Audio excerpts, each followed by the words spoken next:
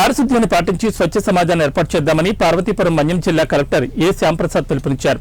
స్వచ్ఛ సుందర పార్వతీపురం కార్యక్రమంలో భాగంగా బుధవారం జిల్లా కలెక్టరేట్ కార్యాలయం నుంచి ఆర్సీఎం వరకు పెద్ద ఎత్తున ర్యాలీ చేపట్టారు.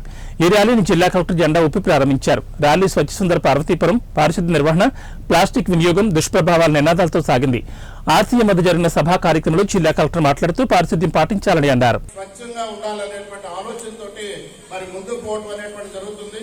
ప్రతి నెల ఒక థీమ్ తోటి ఈ కార్యక్రమం అనేటువంటి 3వ శనివారం అనేటువంటి రాష్ట్ర వ్యాప్తంగా చేయడం అనేటువంటిది జరుగుతూ ఉంది.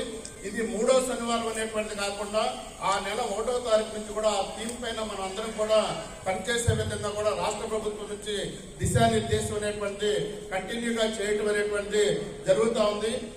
మన మెయిన్ పాయింట్ అంటే వై ఇస్ ఇట్ ఇంపార్టెంట్, ఇది ఎందుకు ఇంపార్టెంట్ ఉంది, మనకి సమ్మర్ టైం వస్తుంది. ఆల్రెడీ నేను ఇది మీరు కూడా చూస్తున్నారు న్యూస్ పేపర్లో, చాలా malaria cases, fever cases on the rise. So మనకి టైం కొంచెం క్రూషల్గా ఉంది. సో ఈ టైంలో ఎలా మనకి డిస్పోజ్ చేయాలి, వేస్టేజ్ ఎలా డిస్పోజ్ చేయాలి, ఎలా సెగ్రిగేట్ చేయాలి సాలిడ్ అండ్ లిక్విడ్ వేస్ట్, ఎలా మనకి బై ప్రొడక్ట్ ఎలా యూజ్ చేయాలి.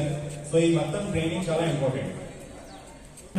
ఇంత పిఓ గారు చెప్పినట్టు ఈ పార్వతీపురం జిల్లాకు వచ్చిన కొత్తలో చాలా మంది ఒకటే చెప్పారు, చాలా నూక్ అండ్ కార్నర్ లో ఉంటుంది అండ్ కొంచెం గిరిజన ప్రాంతం కూడా ఉంటుంది. ప్రతి వారం కూడా మనం దీని మీద ప్రత్యేకమైన శ్రద్ధ తీసుకొని కూడా ముందుకు జరగడం. ఇది మనం ఎంత ఆఫీషియల్స్ వెళ్ళి ఒక కాలువ శుభ్రం చేసి ఒక చెత్త సేకరించినంత మాత్రాన అది మార్పు అనేది రాదు. ఇది ఒక అంటే ప్రతి ఒక్క ఇండివిజువల్, ప్రతి ఒక్క వ్యక్తిలో కూడా ఈ మార్పు తీసుకురావాలి. అది తీసుకురావాలంటే సమాజంలో ఉన్నటువంటి మహిళలు కానీ లేదంటే ఎస్హెచ్జి మహిళలు కానీ దీంతో భాగస్వాములై